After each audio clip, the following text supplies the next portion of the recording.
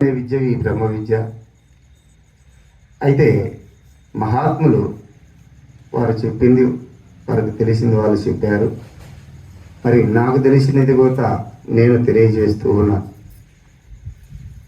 ఏమన్నానంటే ఇక్కడ మొట్టమొదటగా ఈ మంత్రాలు సప్తకోటి మహామంత్రాలు మన హిందూ ధర్మానికి. ఈ సప్తకోటి మహామంత్రాల్లో ఆత్మరామతారక మంత్రము గొప్పదని చెప్పి ఉన్నారు. సర్వేంద్రియానాం నైనం ప్రధానం ఏమన్నారు ఇక్కడ?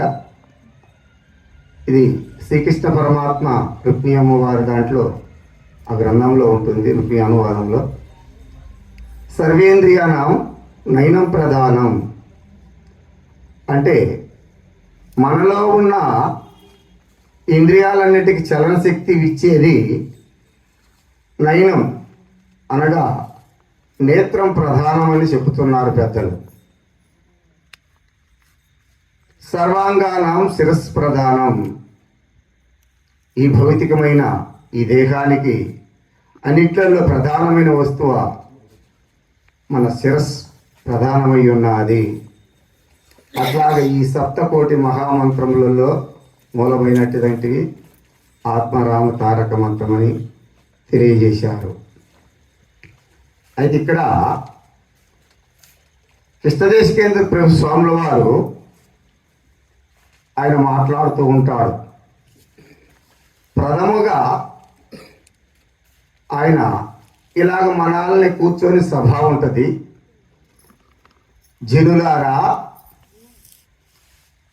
జనన మరణములను తొలగందోయు లక్షణవితమై ఇనువారికి కనువారికి నేను వినజేసేదా కనజేసా లక్షణవితమై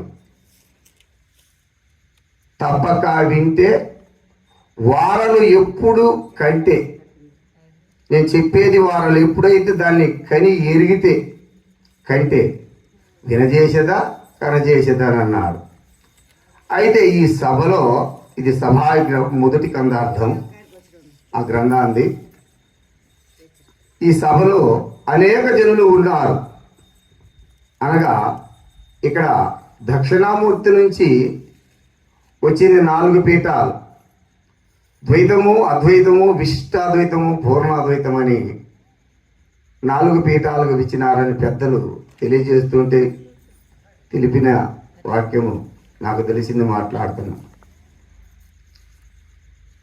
ఈ అన్ని పీఠావస్తులు మొత్తము ఉన్నారు. అయితే మీ అందరికీ నేను చెప్పేది ఏదంటే జనన మరణములు దేనికి సంకల్ప వికల్పములు చేసేది ఏది? శరీరమా ఆత్మ? ఫస్ట్ ప్రథమగా ఆ మాట తీసుకున్నాడు ఆయన. బాగా గమనించండి. ఆయన చెప్పిండోమో వాళ్ళు ఎవరో విన్నారోమో. ఇప్పుడు మనం చెప్పుకుంటున్నాం, మనమేనండి. ఇది మన కథ. వాళ్ళ కథ మనకు పని లేదు. ఇప్పుడు మన కథ కావాలి. మనం అసలు పుట్టినమా పుట్టలేదా? పుట్టింటే సచ్చేది ఉంటుంది.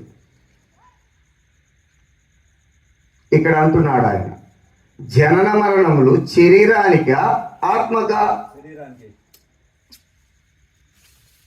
శరీరం జడ పదార్థం. ఆత్మ దొరికిన మరో క్షణం ఏ పని చేయలేదు. ఆత్మ ప్రవేశించి పక్కకి ఎప్పుడు ఆ శివోహం పక్కకు దొరికితే అది ఒక కర్మ కానీ ఒక పని కానీ చేయలే.